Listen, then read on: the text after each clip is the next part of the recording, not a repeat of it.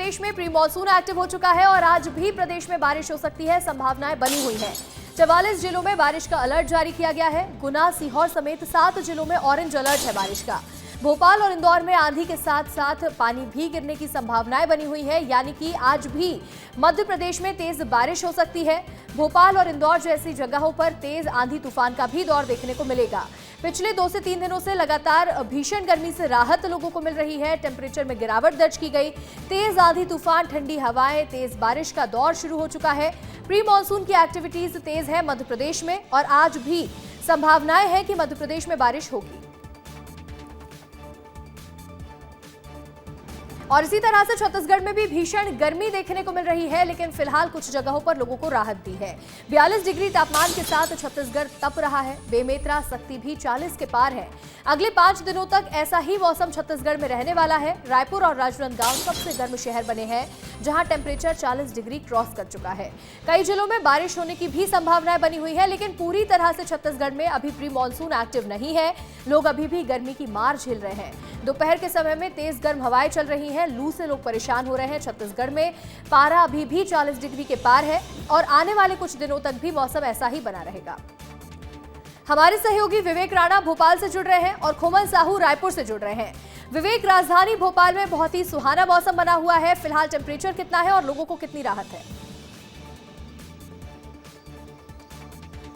बिल्कुल, पूरे मध्य प्रदेश की यदि बात करें तो मध्य प्रदेश में जो गर्मी का जो कहर है वो अब ख़त्म हो चुका है। जो लोग हैं वो अब गर्मी से उनको राहत मिलती हुई दिखाई दे रही। मगर दोपहर की बात करें अंशिका, तो दोपहर में जो उमस है वो लोगों को परेशान करती दिखाई दे रही, क्योंकि बीते 2 दिनों से जो हल्की बूंदाबांदी का जो दौर है वो मध्य प्रदेश में देखने को मिल रहा है, राजधानी भोपाल में देखने को मिल रहा है। मगर दिन में जो गर्मी है वो लोगों को परेशान कर रही है, जो उमस है वो लोगों को परेशान कर रही है। हालांकि जो गर्म हवा है उससे तो निजात मिल चुका है लोगों को और अब इंतजार है कि कंटिन्यू वर्षा हो, लगातार पानी गिरे, जिससे टेम्परेचर में और जो गिरावट है वो दर्ज की जाए। हालांकि शाम होते ही अंशिका, राजधानी भोपाल और मध्य प्रदेश के कई ऐसे ज़िले हैं जहां पर आंधी और तूफान का दौर देखने को मिलता है और जो टेम्परेचर है वो बहुत ज़्यादा कम हो जाता है, यानी सामान्य हो जाता है, जिससे लोगों को ठंडी हवा के जो झोंके हैं वो पड़ते हुए दिखाई देते हैं, जिससे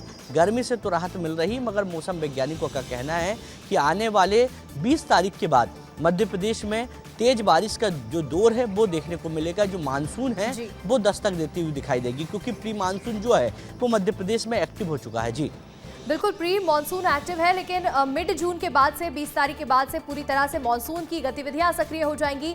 खोमन, रायपुर में कैसा मौसम बना हुआ है? क्या बारिश के आसार है या अभी भी लोग गर्मी की मार झेल रहे हैं?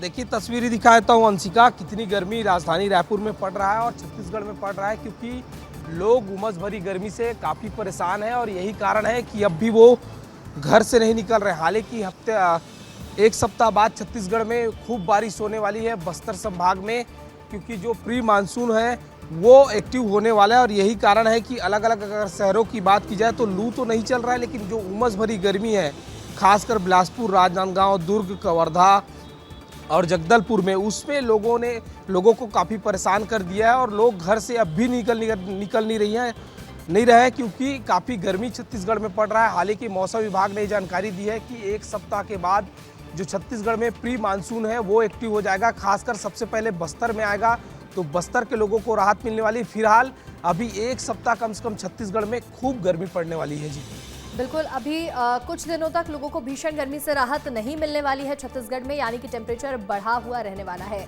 आप दोनों का हमारे साथ जुड़ने के लिए बहुत बहुत शुक्रिया।